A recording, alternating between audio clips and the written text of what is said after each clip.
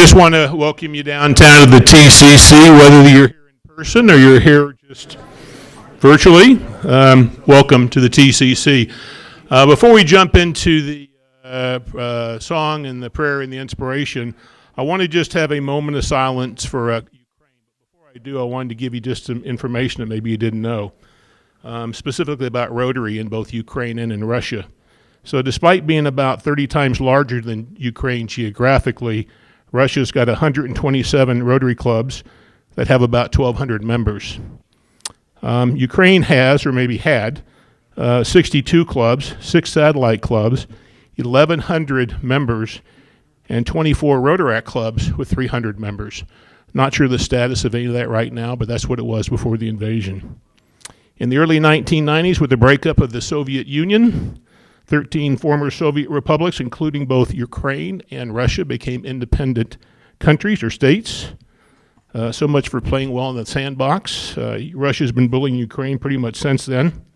Today is 69 days since the invasion started, with Russia trying to destroy the country, and with the help of the world, they will not be successful. Let's take a moment of silence and recognizing the brave Ukrainians who are fighting for their freedoms.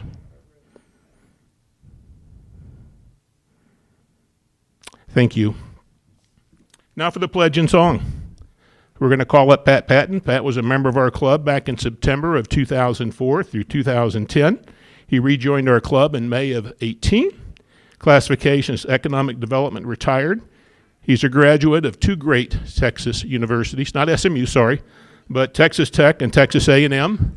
And guess this, he also joined our pal Chuck Sawyer by being a graduate of Thunderbird. He's been pretty amazing with their efforts on the Switcher Studio 2.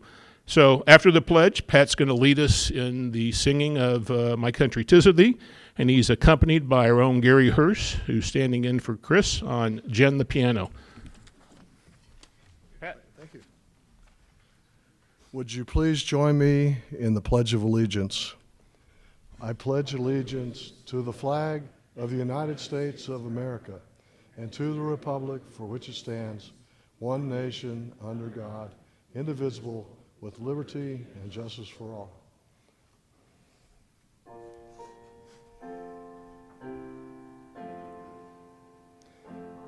Country 'tis of thee, sweet land of liberty, of thee I sing. Land where my fathers died, land of the pilgrim's pride, from every mountainside, let freedom ring. Thank you. I always want to sing God Save the Queen when I hear that. Pat and Gary, thank you for that. Now for the inspiration, we're going to call up Curtis Dawson. Curtis joined our club in May of 18, classification Community and Social Services, YMCA, Evergreen State College. He serves on your board of directors servicing on club service projects.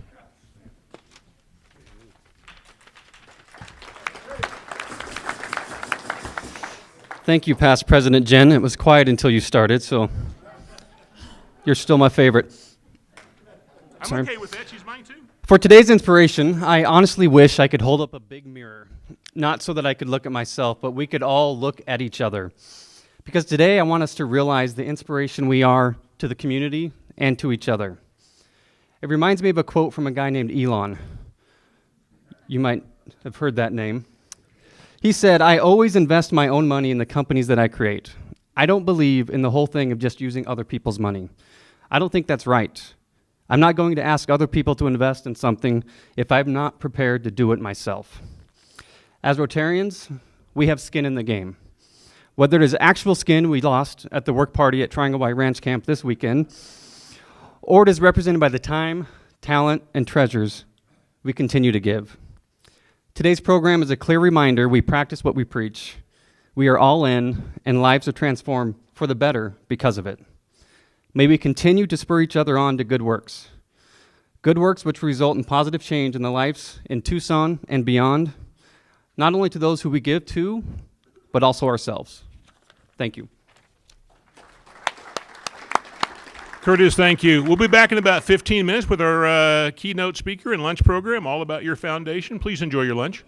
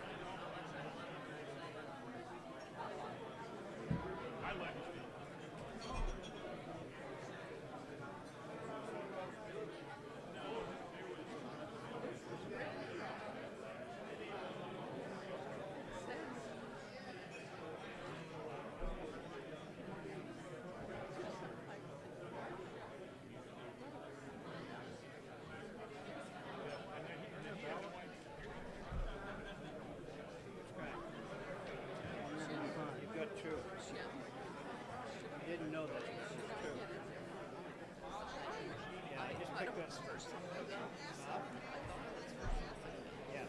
You've got 2 ballots today. Should I start with the green? No, that's fine. Too early. Bobby's going to talk about it. We've already done all everything. I'm not going to talk about organization. Yeah, but we are packed. We are packed.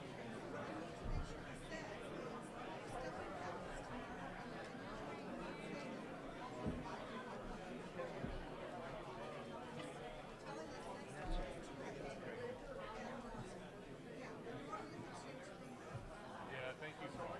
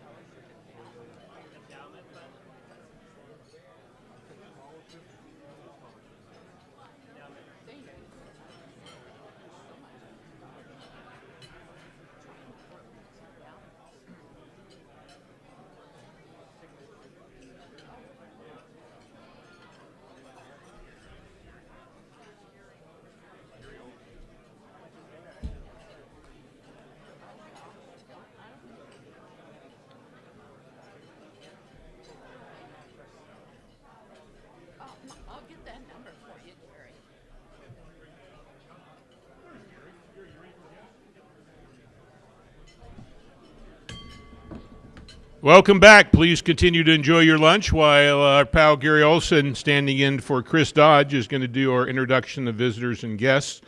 I think you know that Gary joined our club in 2017 in June, classification medical and healthcare family wellness, and he is the owner of Saltia Equity Company. Gary. Hello, hello. So welcome Buzz Dempsey back. He has joined the Redondo Rotary Club. Welcome, Buzz. There he is. And guest of Nina Trasoff, we have Brenda Baca. Please stand and wave and say hello. There we go. Guest of Faye Morris, we have Meryl Marks. Hi, Meryl. Guest of, let's see, Matt Blair, we have Jim Garrett.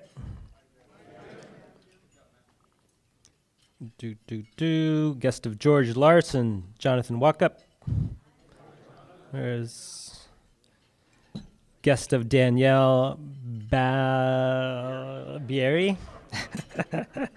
Sandra Soleil. And that's all. Thank you. Thank you, Gary. So it's kind of fun today. This is a day we get to talk about our foundation and what they do. Excuse me, I thought Gary was going to talk a little longer, so I was just trying to swallow that last little bite. I apologize. Anyway, today we're going to hear from Joni, and Joni, as you know, is a past president of our club back in 11 and 12, our 91st president, I believe. Proud graduate of the University of Arizona, classification as medical healthcare retirement communities. I think you know she is a CEO for La Posada, currently interviewing CEO candidates.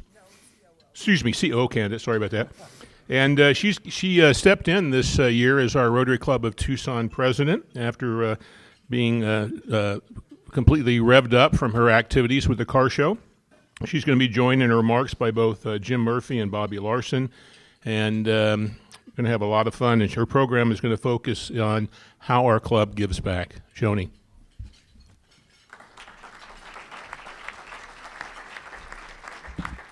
Thanks, President Mark.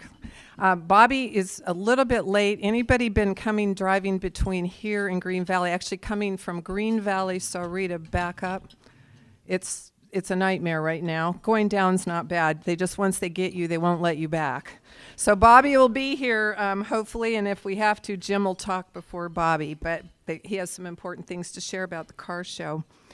You know, when Mark asked me to give an update on our foundation, I said, oh my, dry. Everybody's going to have 2 more cups of coffee to stay awake.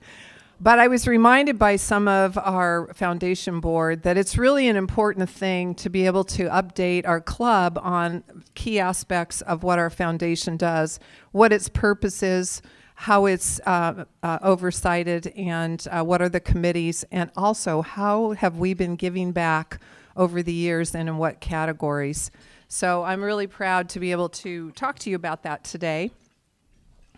And hopefully you'll go away not sleeping, but you'll learn some interesting things that maybe you didn't know. You know, we've been around for 100 years, but our foundation has not been a part of our organization for 100 years.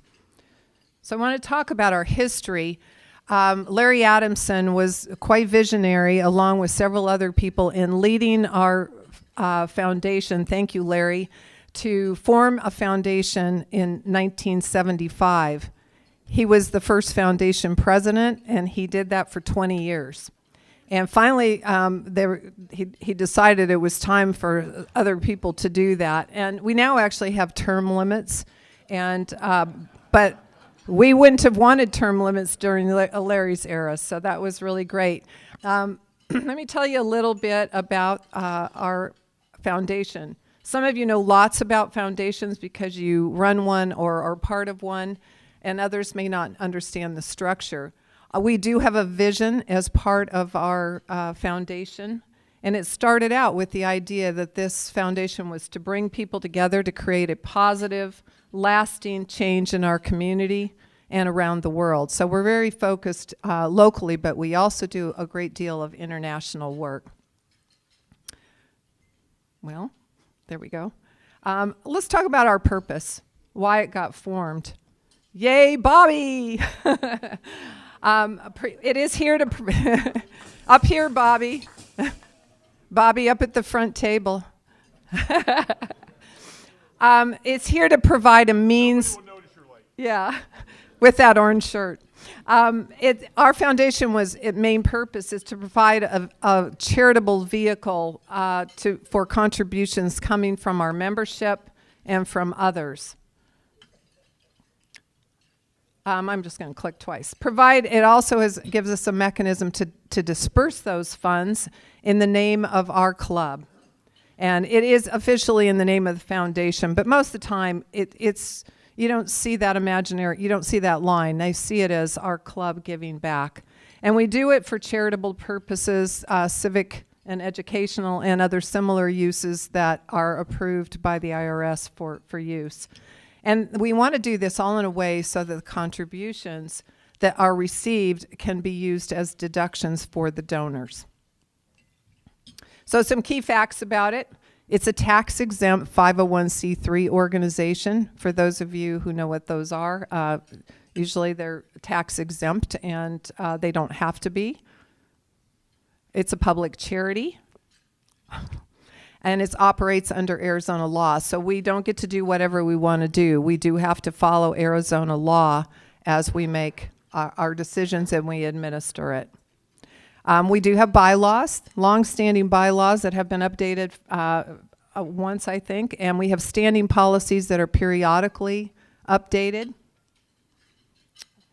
And this is used to guide and provide oversight for our club's fundraising activities and the distribution that these activities generate. So you might wonder a little bit about our board composition, like who oversights the foundation.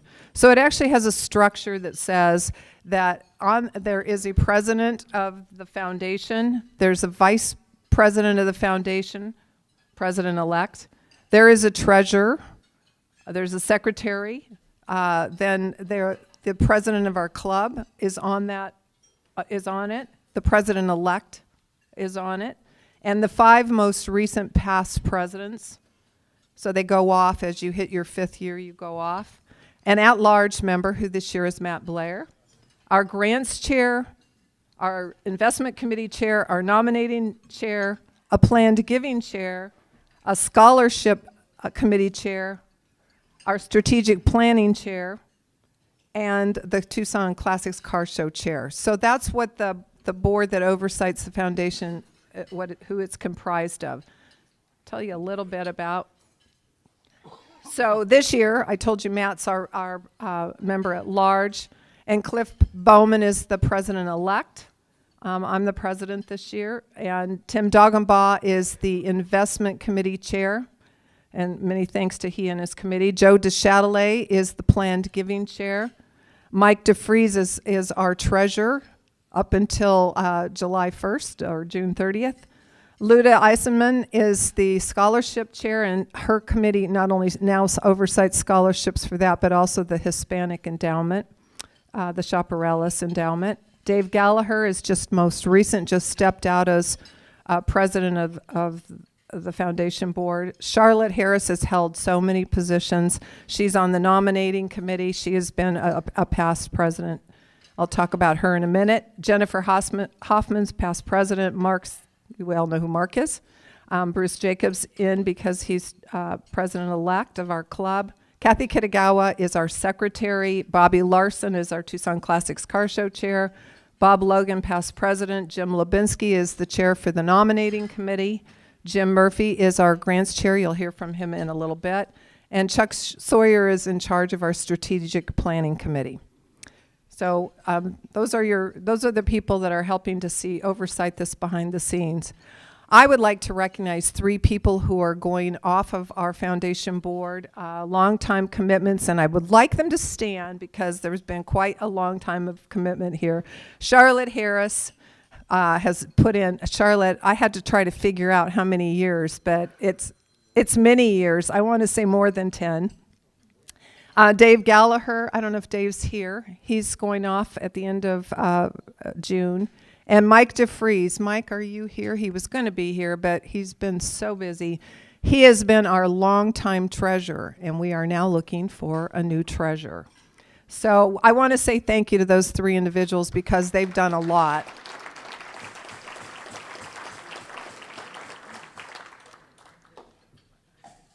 So the role of the board is to provide stewardship for the funds and investments. So we'll talk about how much there is to oversight in a minute. They are to ensure that all of our expenditures, the money that we distribute, are done lawfully and meet our government regulations. And to develop bylaws, policies, and procedures. Like I said, pretty dry. And we talk about the goals that we want to have, and this is why it's comprised of the club leadership, because it's really important that the goals of the club are helped to be facilitated by the efforts of the foundation, and we are there also to help inspire member participation. So I told you who all the key committees, what all the key committees are. So that's it covers a broad area. So these are all made up of members in this room. So these are not outsiders, they are us. So we are the foundation, we are the club. Our foundation value as of the end of December was just a little over $1.6 million that we're oversighting. Some of the money is in a general fund. About almost $44,000, I can't see from here. We do have a scholarship fund of over $500,000. We have about $775,000 in community charities fund, and then we have the Hispanic scholarship. So the previous graph that I showed you, those dollars, did not include the money that came from the car show because we distributed it in January. And really, the way the car show works is it works as almost its own entity, but the monies flow through and out of the foundation. So they are charitable donations to the beneficiaries who receive it. But a lot of times when we're calculating how much money we have, Peter Behan works with Mike DeFries, and they actually track separately the car show proceeds and the budget for that, because it's a large entity and it changes as the year goes along. We do have 3 permanently restricted endowments. Some of our monies are in restricted categories. You have to spend that money on only that. Some are in temporarily restricted or earmarked for a specific purpose. And then some of them are unrestricted, and they can be used for whatever we as a club feel that we should use it for. But we do have 3 endowments, and some of you have heard about it over the years. It really was promoted during Jim Lubinsky's tenure as the chair of the president of the foundation. We have a scholarship endowment, and within that scholarship endowment, we have the Hispanic endowment. The international endowment is still building. It's far smaller, although I'll tell you a bit about all we've done in international in a minute. And our community charities has an endowment of about $71,000. So it's if you're not familiar with the accounting world of how foundations go, you can slice and dice the dollars that are there, looking at them in different ways. So these total in our endowments a total over $267,000 of that $1.6 million. So this year we expect that by the end of June we will have distributed out in charitable donations $480,000+. So in case we don't always remember that the club does good out in the world, I think what was said by Curtis Dawson is absolutely true. That the efforts of this club make a difference in the world, particularly in our community. So I want to talk to you a little bit about these categories. This is how all the $480,000 was spent in these categories this year. There was budgeted and spent $15,000 for international. And you remember in the last 6 weeks or so, we said we had $10,000 and we upped that to 15 to match member donations, and they got Paul Harris matching points for their part of the donation.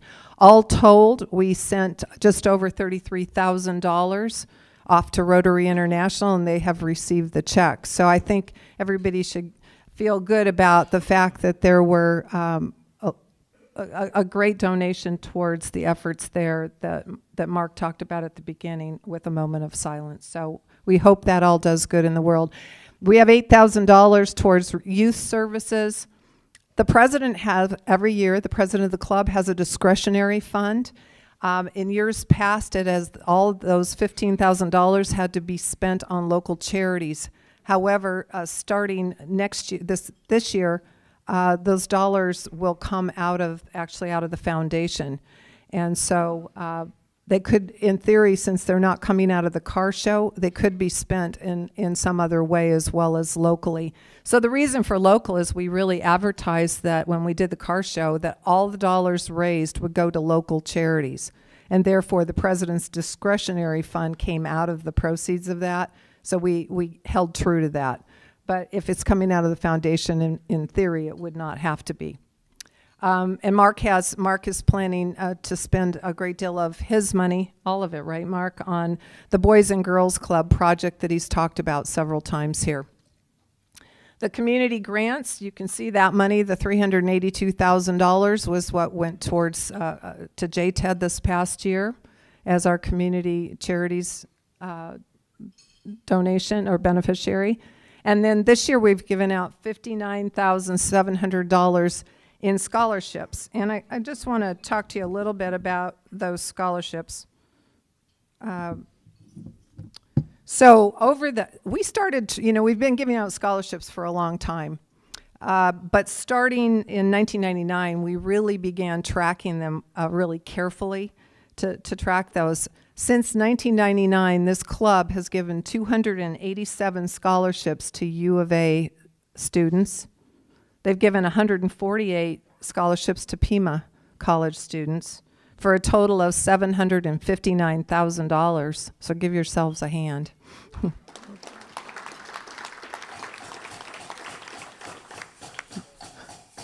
These do not include the endowment scholarships that were given. These are straight out of regular scholarships. So this year, during 2021-22, the scholarship committee selected and awarded on behalf of the foundation $47,200 in scholarships, not including the endowments. 12 of the recipients were from the U of A, and 3 of them from Pima College.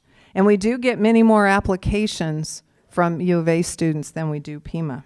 So that's interesting to know.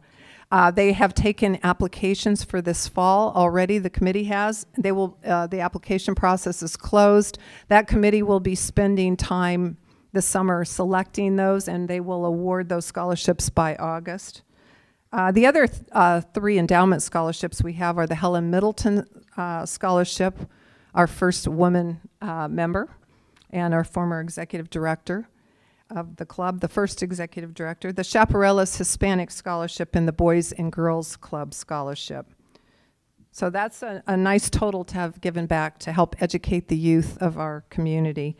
The international funds that we've talked about, we talked about over $33,000, but I kind of want to talk to you a little bit. Sometimes people don't see the big picture of how much we've given back to international over the years. So many international projects, too numerous to talk to you about. I'll name a few. We did a project for the country of Jordan. We did 15 water catchment systems for some of their communities. In Bolivia, we did a sanitation and shower project for a rural village there. In Nogales, Mexico, Jim Lubinsky and Bob Logan will know how much time we spent on the wheelchair manufacturing project. In Puerto Vallarta, Mexico, we partnered with the Puerto Vallarta Club and gifted wheelchairs there. In India, we provided a permanent water source to irrigate 900 acres of land to benefit 600 farming families in Andhra Pradesh, India. And the largest international project we ever did was Proyecto Amanecer in Sonora, Mexico. This was between 1996 and 2000. We received the only 3H grant our District 5500 has ever received. Our member, Doug Lowell. Doug, are you here today? Yes, Doug Lowell was very instrumental in inspiring this project. Past President Don Shropshire helped, along with past District Governor Gard Pierce, to lead the effort to provide heart surgery to children who are born with congenital heart abnormalities and save their lives. So that was a really wonderful project. And there is a list, another page long of projects. So I just want to remind everybody, your foundation on your behalf does great things in the world. Overall, our club foundation has donated more than $2.2 million to local charities. So that's a lot of money in recent years from our car show. And if you remember, before that, we did a Build a Dream House project under past President Mike. So wonderful projects. Just when we look at our local charities, and actually I think Nogales is on here, probably should not be because it's Nogales, Mexico. But just to remind people, some of our major recipients of our charitable donations for the local community, you can see all of these. So we've had our hand, out there helping a great deal.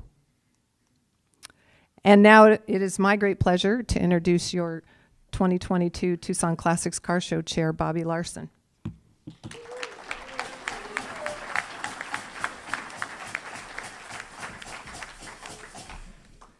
How Joni makes something that boring, that interesting is unbelievable, to tell you the truth.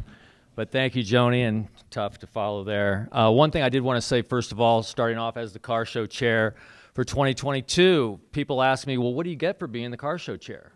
Well, I got this neat business card.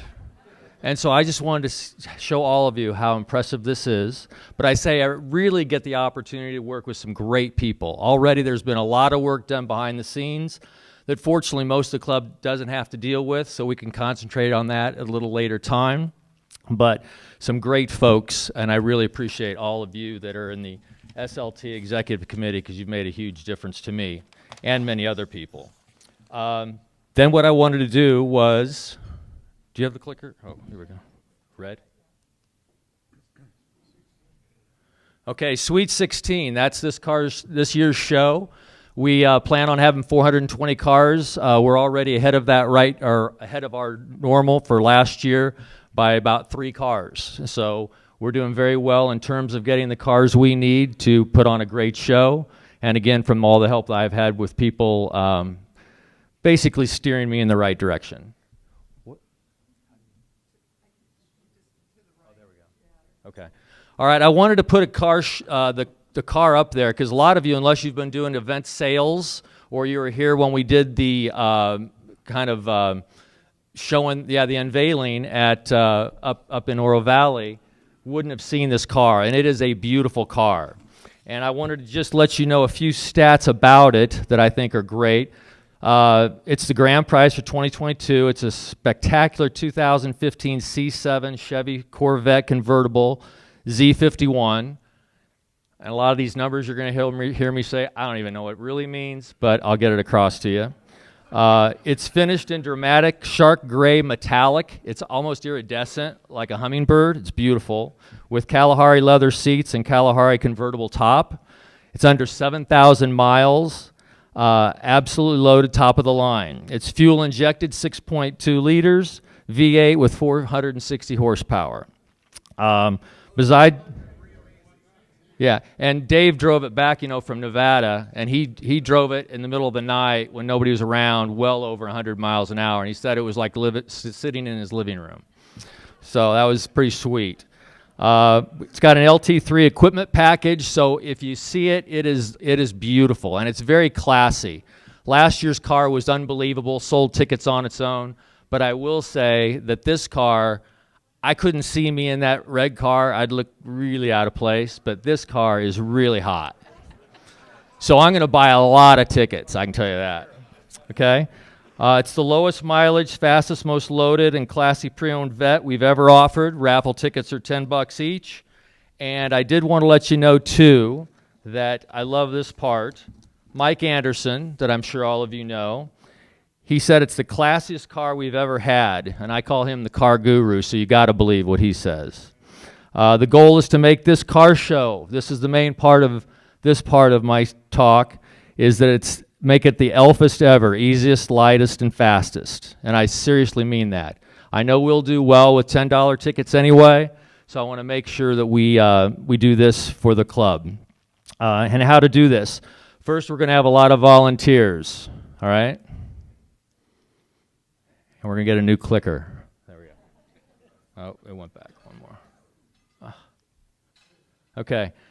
First, volunteers. That's crucial. We've already done some things to make it easier, lighter, faster. We've got new software that Marcy Euler's in charge of to help to monitor the volunteers. Also, we're going to do paper again. So if people like to sign up on paper because you're not a computer guy, which I am not, make it a lot easier for you if you'd like to do that. Plus, we have a lot of new energetic members. I think right now we have approximately 25 new members, so that's going to help a lot also. The second big thing is online sales. Now, I just mentioned that I'm not real strong digitally. I would call myself a digital idiot. But to let you know, on online, I did 125 tickets last year online, not knowing what I'm even doing. So I really recommend everybody try the online. And we'll have Joni explaining how to do that better later, because I think it's really important. The regular paper ticket's fantastic, but online, you don't have to make that ask, which a lot of people, it's not comfortable to make that ask.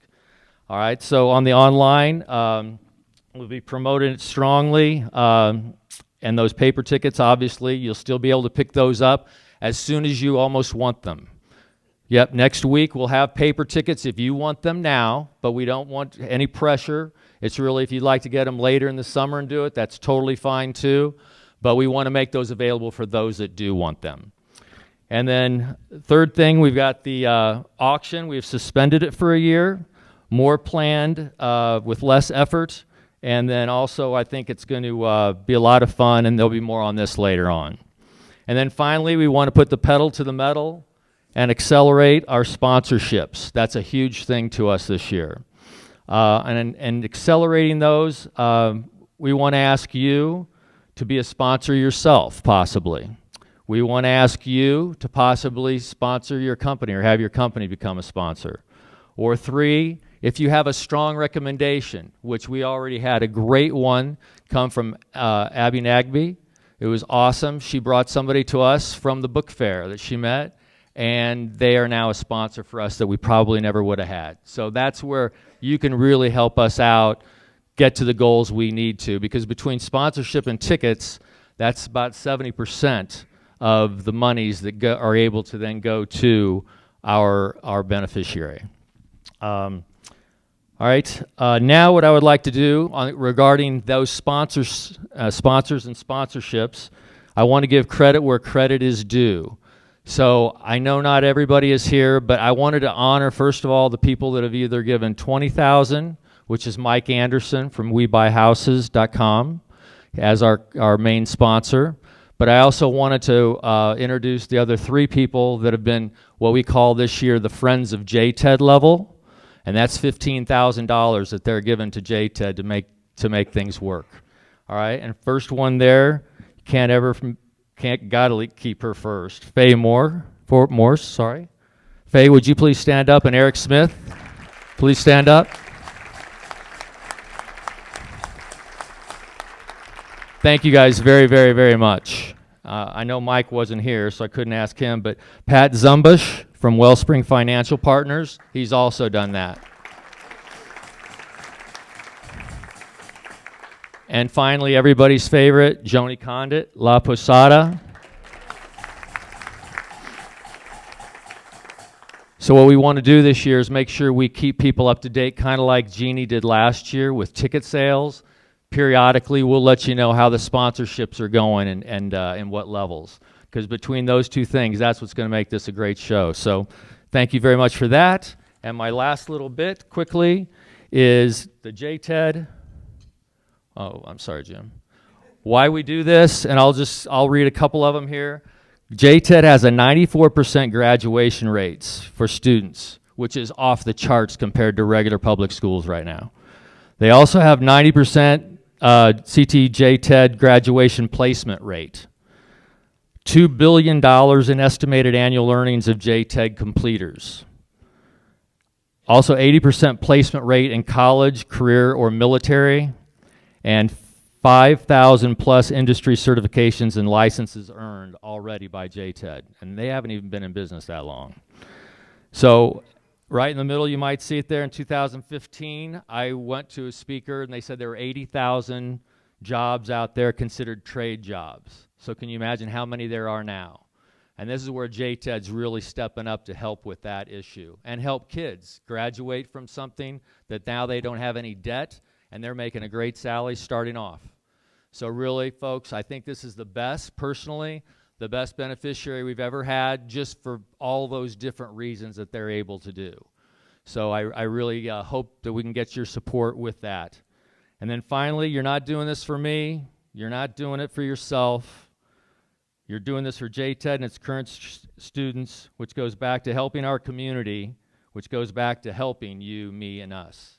So I hope we get your support on that. Thank you very much, and I enjoy working with you all this year very much. Bye-bye.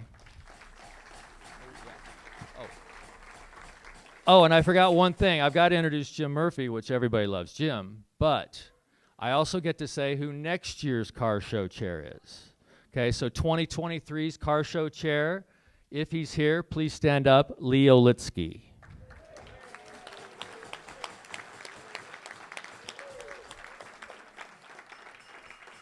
Lee will be awesome at this and much better than I, but he will be great. Thanks, Lee.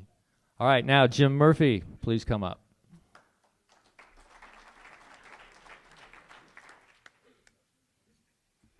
Thank you. Great presentations. One thing you learn in Rotary is to be able to pivot quickly. So last night, I was advised I'm doing a couple other things today. So we'll see where we start. Okay. The Grants Committee of the Foundation is responsible for the process of developing the request for proposal and recommending various nonprofits to the club for a vote to determine who's going to get the net proceeds from the car show.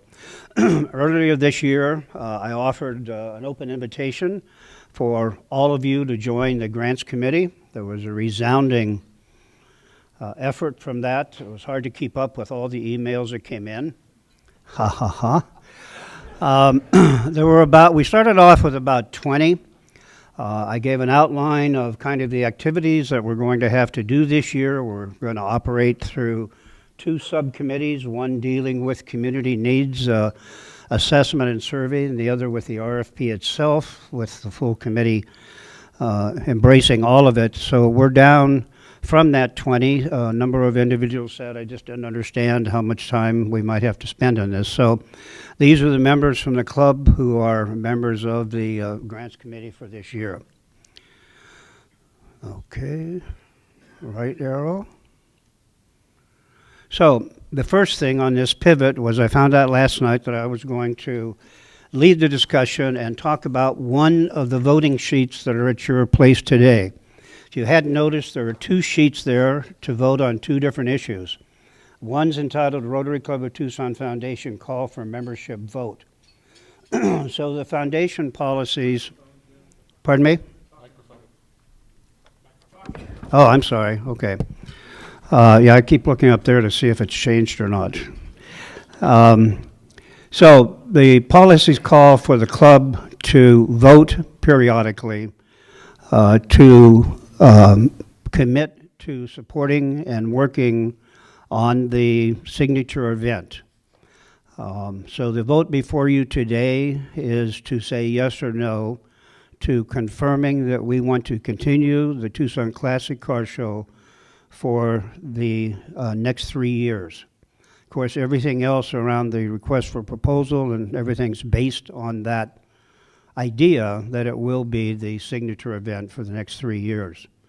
So that is the vote you have before you. This has been talked about. A lot of people knew it was coming up. We didn't know it was going to be kind of tucked into today. So if you have any particular questions on that, we'll collect this ballot at the end of the meeting today. It will go out to all the members, so those who are not here today will also have an opportunity to vote on this. So with that, I'm going to move on to the next item. What I'd like to do is to kind of give an overview before we talk about the vote on the second one, and talk about the selection process in terms of the request for proposal. For 5 years, I think most of you who have been in the club for a while will recall that Make Way for Books was our signature fundraising primary beneficiary for 5 years. And that ended a couple years ago, and this year we have a gap because we didn't develop a process to do anything else. And it was decided we look at one beneficiary for this year and then start a process of determining what we will go through for 23, 24, and 25. So the club agreed, I guess towards the end of last year, that JTED's new Health and Medical Careers High School would be the beneficiary for this year. So that's their new building. We were instrumental in helping them get off the ground for their current innovation center, and this is kind of exciting that we'll be on the ground floor of helping them create this second major high school, which is going to be on the same property. They plan for at least 3 major buildings. This is the second one on the property at I-10 and Park. So that's kind of that part of it. The new requirement was the development of a community needs assessment. The club's strategic planning committee and the foundation said it's been a long time since we've looked at what community needs are and where we should be putting a focus on directing our major donations. For I don't know how many years, the 2 major categories that are in the foundation policies, one is workforce development and the other one is family life skills. And both of those had some broad definitions of the sort of things that would qualify for nonprofits to seek funding under those 2 major categories. That was kind of abandoned a couple of years ago, and the policies were never changed, but literacy came to the forefront, and literacy became kind of the umbrella for the category. So I just wanted to go through the process of the grants committee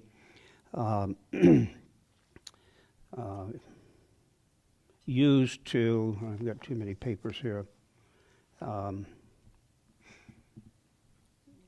Okay, I'm not going to get to that point yet, but we're going to be distributing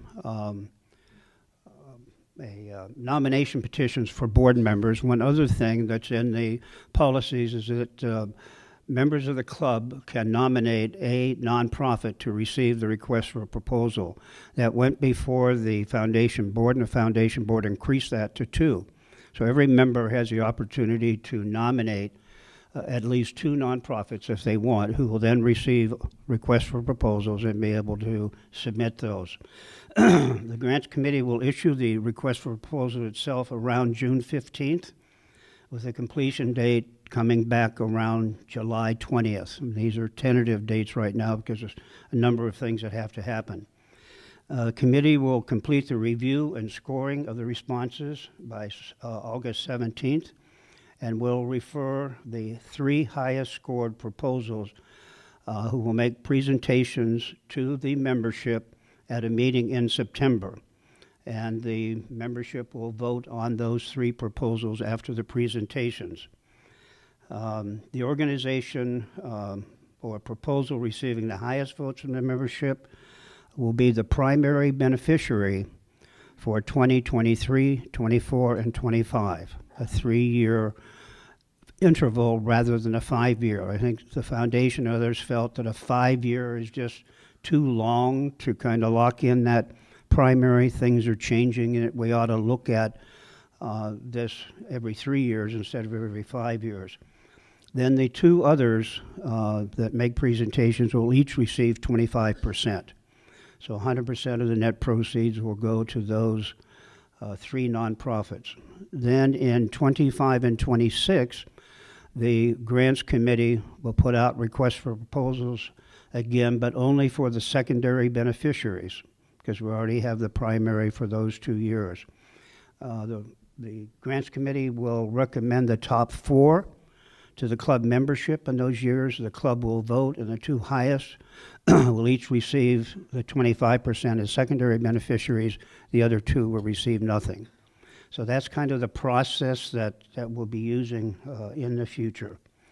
So getting back to today and the other vote that you have, I started off by mentioning, and I had to retract to go back to what I first wanted to do, is that the Grants Committee was charged with conducting a community needs assessment and to recommend 3 major needs areas.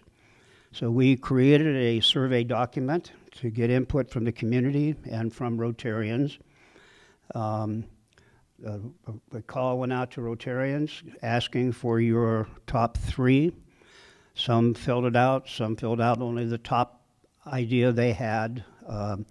And we did the same thing with community organizations. So we had a survey that went out to community organizations. The members of the grant committee in twos went out and personally talked to organizations to get their views and fill out the form. Organizations like United Way, Community Foundation Southern Arizona, TMC, Banner, a number of the social service agencies that all serve a broad group of individuals, demographics or issues like Catholic Social Service, Jewish Family Service. They serve young, old, workforce, a variety of different topics. So we collected that information from both the membership and from the community organizations. We rated those with a 5 for their first highest priority, a 3 for their second, and a 1 for their third highest priority. I went through that process on both the Rotarians and the community organizations and came up then with a rating of the highest rated to the lowest rated, had discussions about those and then voted. And the 3 major categories are the ones that are before you today. On the second vote on the sheets it says April 25th. So the broad categories, as you've hopefully had a chance to look at it at least a little bit, are mental and behavioral health, education, and homelessness. So they are broad issues in the community. Our money is not going to solve any of them, but as we know with JTED, we can certainly help in a variety of areas. We're developing some language, much like was in the request for proposals and in the foundation policies, that gives nonprofits an idea of what we're talking about. So that language is in the process of being developed. And I'll just tell you briefly, are we on time okay? We pushing time? Or? Okay, let me kind of quickly, on homelessness, these are not finished yet, but they're in the process. Programs and services intended to address problems broadly related to homelessness and homelessness prevention. Includes but not limited to programs related to the provision of temporary shelter, emergency shelter, transitional housing, rental assistance, and affordable housing, and other issues related to the underlying causes of homelessness or the threat of losing housing. A similar thing in education programs, including but not limited to those that address early childhood education, tutoring, mentoring, and coaching projects for students K through 12, adult education, college readiness, vocational training, workforce readiness, classroom size, teachers' professional education, trying to give an idea in those broad categories that there's an awful lot of opportunity there for various kinds of issues under those to present. So we have a process that I outlined earlier where they'll come in, we'll evaluate them. So today, opportunity for the club then to vote on those 3, whether you agree that those are 3 of some of the greatest needs in the community or not. So we don't have a lot of time, but if there's opportunity to ask questions, this has been mailed out to everybody, and everybody has until 5 o'clock tonight to respond.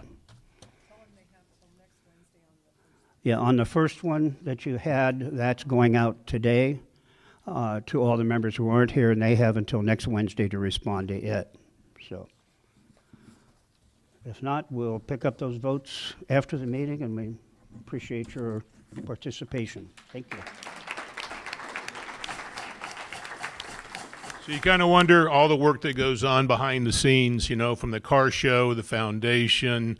You just go on Time Blue. You know, we created a lot of havoc when we had to address our 5-year strategic plan, which Chuck helped lead that charge. And then because of that, we had to also go through the same process on the foundation. And Jim was just outstanding in helping us work through that. They did sign a book, Share a Little Kindness, which is going to make its way into our Make Way for Books libraries. We continue to focus on literacy issues. 4-way test, somebody's phone went off. If you would see Dorina, you owe her $100. That would be great. It's time for the birthday. So first up, Richard White, born on March 31st, joined the club in May of 2001. Classification, Community and Social Services, retired American Red Cross. Ricardo is a proud graduate of Franklin and Marshall College. Some things you didn't know. Did you know that Richard taught English as a second language to children from 9 countries as an immigrant resettlement center in Israel after college? How cool is that? Did you know that he joined Rotary because he wanted to increase American Red Cross visibility among community leaders like yourself? He stays for the fellowship and satisfaction he gets from initiatives that make people's life better, not just locally, but around the world. And what's he going to do to make us better? He's going to continue to be a great ambassador enthusiastically for our club. Richard.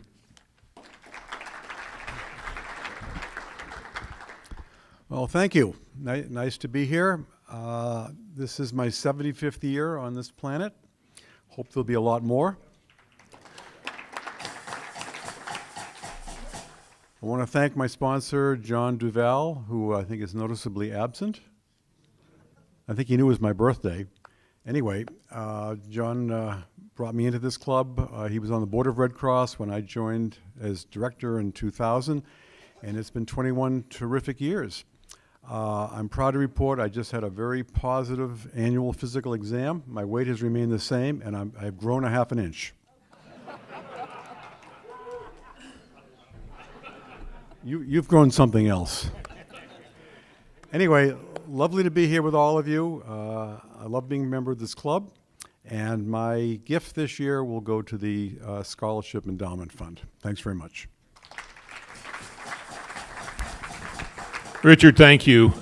Richard's just done a heck of a job at Red Cross, and you know it's just fun to see us getting back and doing some stuff with Red Cross. We'll talk about that later. So next up, Joe DeChatelet, who was born in, I can't even say that, DeChatelet. I know how to say it, Joe. My tongue got twisted. She was born on May 23rd, previously a member from September of 2003 to March of 2009. She rejoined our club, thankfully, in January of 12. Her classification is CPA retired. She's a graduate of Cleveland State University. And among other things, Joe is very active and impactful in our foundation. So here's some stuff that's fun. So did you know that Joe has lived in 11 different homes, 5 in Tucson, with the most recent being the one that she bought with her late husband, Ron, over 30 years ago. She still lives in that house. Did you know that she joined Rotary to get to know Tucson? But unfortunately, she needed to step away when her husband, when Ron got ill. And she returned because Charlotte's polite and persistent efforts to get her to come back. And she said she also really missed us. She stays because she loves the impact our club makes in the community and the world. And she's going to make us a better club. Get ready, guys. She's going to continue to focus on the foundation board, chairing our planning giving committee. And she's not going to stop until we all become legacy members. Joe.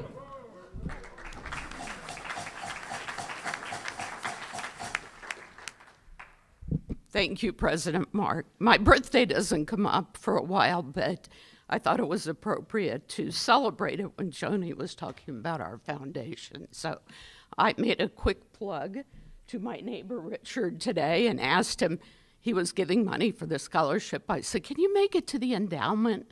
And I would ask the same of all of you because we have quite a bit of money in the scholarship fund.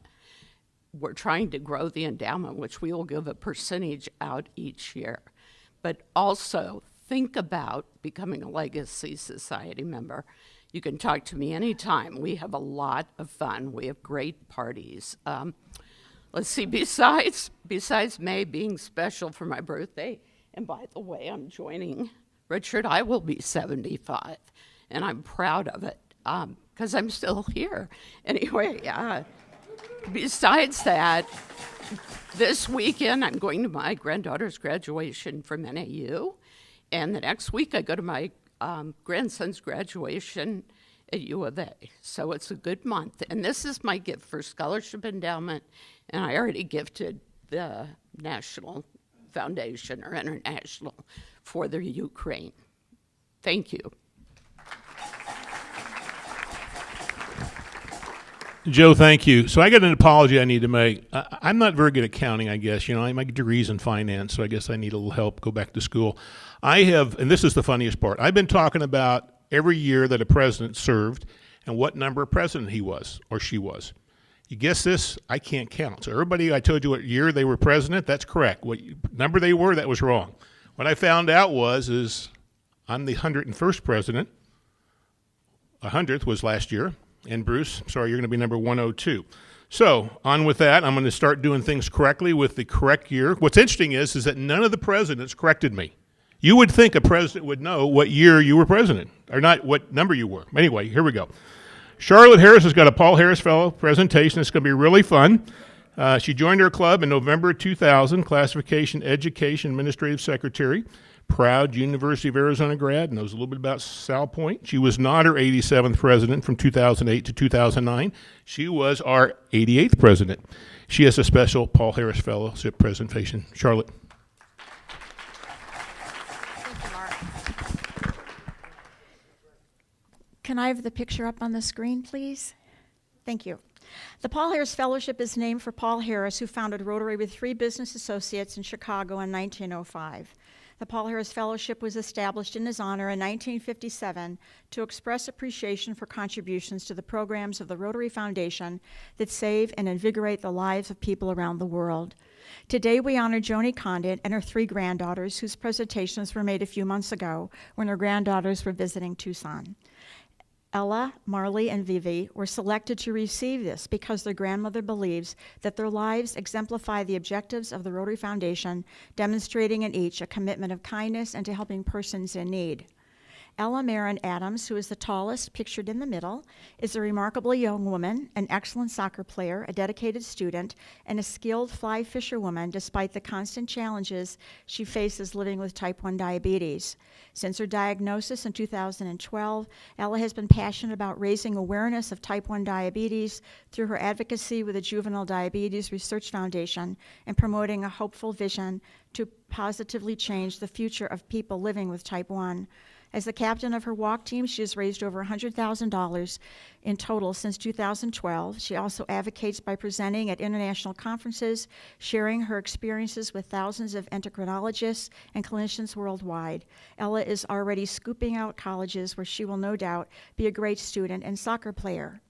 Marley Grace Adams, who is standing next to Grandma Joni, is an amazing 14-year-old with strong work ethic. She is a fierce and talented competitor on the soccer field, playing on the top 5 ranked team in the nation for her age group with aspirations to play for the women's national team.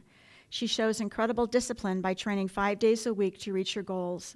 Marley recently received her referee certification to give back to the youth soccer community. She's an avid reader, an excellent student, and has a great sense of humor. We look forward to seeing what Marley will do when she grows up. Vivian Elise Adams, who's on our left, is about to turn 13. She's a quick learner, an independent thinker, a major Star Wars fan, and on her way to being a lacrosse superstar with a dream of playing at a Division I college. As the goalie of her team in soccer, she famously made the final kick in a shootout and then successfully blocked the opposing team. Her confidence and toughness on the field is no doubt the result of many heartbreaking setbacks she has faced in both her sports and the striking resilience she demonstrates in difficult moments when things do not go as planned. Vivian's future is bright, and she will be successful in whatever she puts her mind to accomplish. And Grandma Joni was also recognized. Joni received her Paul Harris Fellow +6 at that presentation in the photo, but today she's receiving and now wearing her +7 pin. Some of this you've already heard, but I'm going to repeat it anyway. Joni is a 30-year member of the Rotary Club and has served in many leadership positions during that time. She was our 91st club president and the 4th woman to serve in that role. She served as our car show chair this past fall, which raised over $380,000. She currently serves as the president of the Rotary Club of the Tucson Foundation, a 2nd woman to serve in that role. Professionally, she serves as the president and CEO of the retirement home of La Posada at Park Center in Green Valley.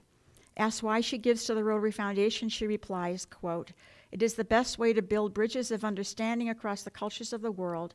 These donations help to improve the human condition by improving literacy, preventing disease, providing clean water and sanitation, and helping economic development.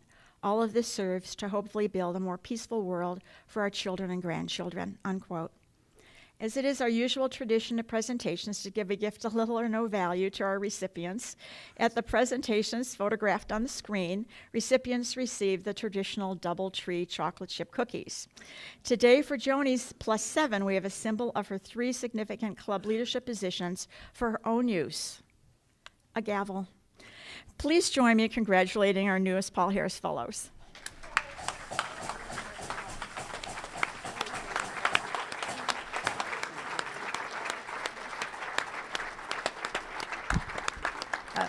You've heard enough from me today, but you can tell I'm a very proud grandmother, and it makes me very emotional. So thank you all. Joni, thank you. I don't know if you guys remember when we did the drawing and for the raffle, and Joni won a big stack of dough. Isn't it cool? I mean, I don't know. I'd have gone fly fishing with it. She took that money and ended up throwing some more money at it and buying all Paul Harris Fellows. I mean, did you keep even a pair for a pair of shoes or a purse? Nothing. Oh, no. So history moment. And I asked Jim Ronstadt to come up. Jim joined our club in June of '80. Classification, insurance, and risk management, employee benefits. He's with Ronstadt Insurance, proud graduate of the U of A. Somebody else knows a little bit about Sal Point. He was not our club's 68th president. He was our club's 69th president, now that I can count, from 89 to 90. Here's some things you didn't know. Jim and his son, Jeff, are the only 2 members of our club that has had a member of their family continuously as a member of our club since we were chartered in 1921. This started with Jim's grandfather, Fred Ronstadt, who's a member for 33 years, then Carlos, Gilbert, Peter, and now Jim, who's been a member for just a little wimpy 42 years. Wowza. Jim.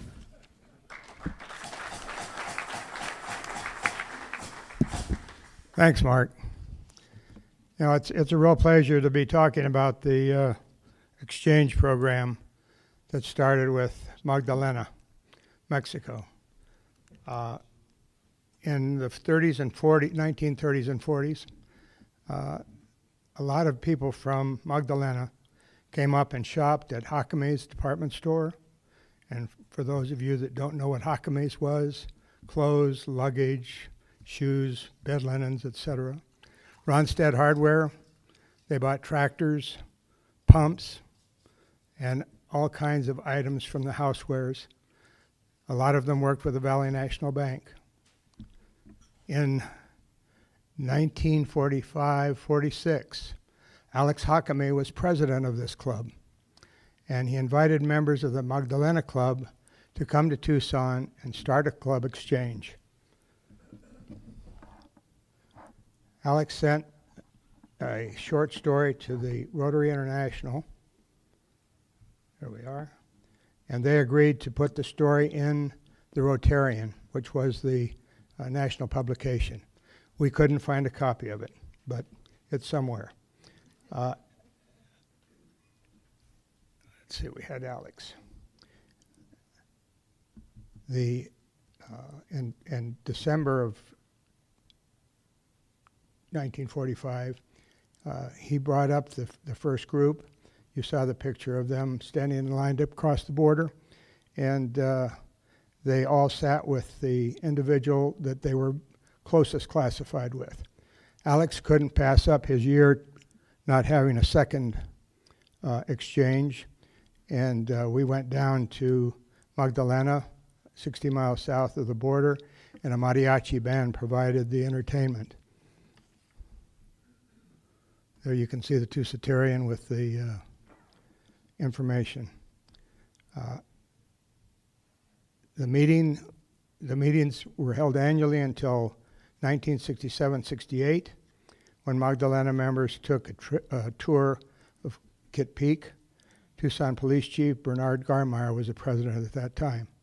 Through this whole program, 30 presidents participated in their year. These meetings, as I said, continued annually, and when there wasn't entertainment, my uncle Gilbert would stand up and sing songs from Canciones de mi Padre, which was a group of Mexican songs that had been put together by his stepsister, Luisa. Little did he know that his daughter in 1987 would record that group of music. The records on the exchange after 1968 are non-existent, and we think that there were no programs until 1997-98. At that time, William Wood started the program again, and in 1980-81, Magdalena Club was invited to Tucson by President Larry Nelson. This exchange continued for 2 years until 1992-93, after Magdalena Club came to Tucson for a picnic Sunday. And there is our past president, past governor, Billy Joe, his wife, and their kids. And as a part of that, they took the team, or the group, to the Colorado Rockies game. Bill Harlow was the president of the Tucson Club at that time. Another highlight regarding Magdalena, one of our members, Scott Alexander, whose classification was lobbyist, and some of you know who he was, a lot of you don't, but he spearheaded the project, 3 statues for 3 countries. This project raised the money to have the statues sculpted in copper, and one was put in Tucson.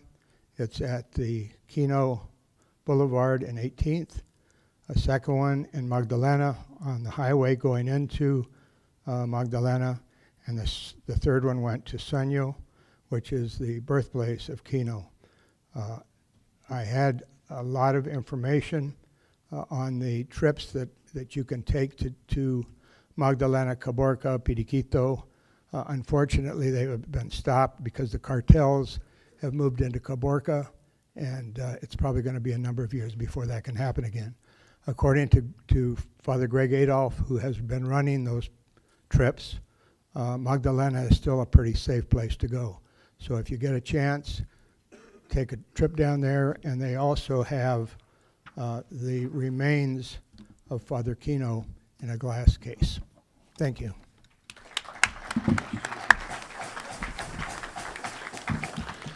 Well, we do have a couple of announcements. I know we're going to run over a little bit for that. I apologize. But first, we're going to do a quick raffle drawing. I think Mitch is doing that. Mitch, you already got somebody that's drawing?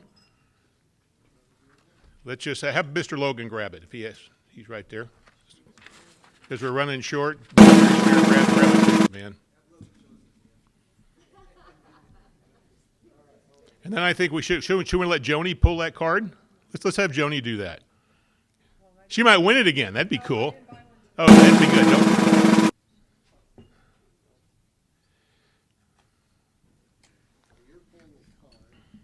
The winner is 583460. And the card is okay.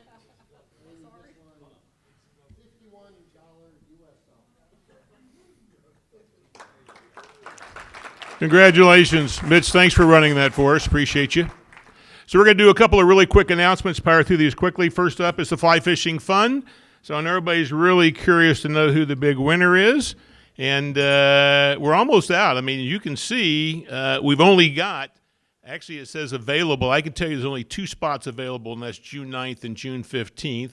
We're going to be doing Mark next week, and I'm not going to tell you who we're doing the week after that. But let's see who the winner is. It is... that's not it. Your fish could go there. Next, one more click, please. It's a secret. We're not allowed to tell them. Where's our picture of... there he is. So check out that nice trout. I mean, that's a good-looking trout caught out of Silverton on the Blue River, and I love the smile on his face. Does that kid look a lot like his dad? Bobby, thanks for showcasing him. Next up, the time capsule. I just want to again thank everybody for joining us. I thought that was a lot of fun. Hats off again to John McCaleb for doing that. We'll look forward to seeing all of you back down there spiritually or some other way in 99 years. But that'll be a lot of fun. I'm really happy that we did that. I will tell you, and Drina and Carrie will tell you, we're happy to have that off our plates, aren't we? Just some photos of some people having a lot of fun. I thought it was just a really good event to just build some goodwill and do something at another Tucson treasure downtown. Next up, Bears and Hound Dogs. Just a reminder, these guys are looking for a home. If you've got an announcement and it includes a birth, whether it's your kid, your grandkid, your niece, your nephew, whatever it is, please come and share them with us. They're going to get a certificate as the newest Rotarian, and then you get a choice. Do you want a bear or hound dog? So let's celebrate some of these new folks. Next up, the deck update. So we'll plow through these really quickly. The landscaping has started. They last week took and did all the berming of the sites. They'll be doing the irrigation here in probably another month or so. And then we'll start to lay in the DG and all that kind of stuff. The Rotary workday is going to be just planting things, guys. I'm sorry, you're not going to have a lot of hard work to do. And the holes are already going to be dug for you. So it's really going to be just more fun than anything. And that'll be in September. More on that. Next up, and these are some pictures. This is what's going to be on the, on one side is going to be this. On the other side will be will be this one. There's a shipping container there, and the kids are going to be involved in helping mural that up. The sponsors will be both inside the rink, so Rotary will have our 100-year centennial couple logos inside the rink, and we'll also obviously have it on the rink and on the shipping container as well. Next up, shelter box. So this really goes to Jen. So we got a recognition for what we did with shelter box, and I just would, we're a silver hero, and that's really thanks to this club and to Jen's leadership. So just want everybody to know that. Jen, thank you. Mitch, do you going to do a quick announcement on blood drive? Yeah, real quick. Next week, between 10 and 3, right outside here, we're doing the blood drive. There's about a dozen people signed up. There's plenty of open room. Please note we're short of blue bloods. I know there are a lot of people here that have that. So everyone that can sign up, that would be great. Thanks, Mitch. Lynn, do you have a quick beer sale update for us?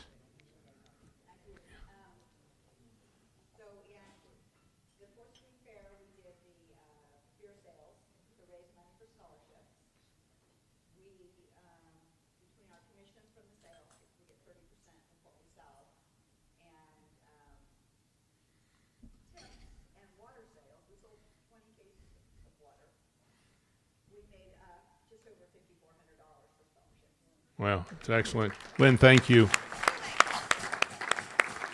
One last announcement. Is there a clock up there somewhere? You know there is. So in case you didn't know, we've got 56 days until our new president-elect steps in. I would normally harass Mr. Jacobs, but since we're running late, Bruce, you're getting a kitchen pass, okay? So you're off the hook. But anyway, I know Bruce is busy working on getting prepared. And I just like to harass Bruce because we're friends, and I've been doing it for longer than either one of us even knows how long it's been going on. So, in closing, I just want to thank everybody for coming today, whether you're here in person or virtually, and we hope you enjoyed the meeting. If you did see something you like and you want to become a member of the most dynamic club in town, just reach out to anybody who's wearing a badge. Speaking of which, don't forget to put them in the right pockets in the back when you leave. If you've not gotten your Rotary pin, you need to ask yourself why. They're at the back table. If you've not voted, don't forget to do that. Paul, thanks for joining us today. I forgot to mention that we have with us today Paul Tees with Commerce Bank, and he is our designated corporate member in attendance. Paul, thank you for joining us. Richard and Joe, happy birthday to both of you. Joni, that is so cool about your granddaughters. So next week, we're going to have a really great program, crowd favorite, backed by popular request, Scott Steitler. He's going to talk to all the pickleball fans about his new venture he's doing at Corbett House, which is going to be very, very cool. And so now, toast and adjourn.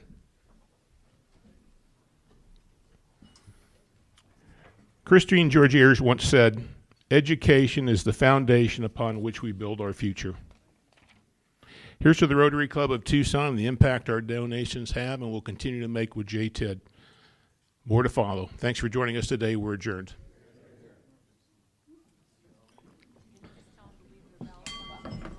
And leave your ballots on the table. Good job, man. Thanks, buddy.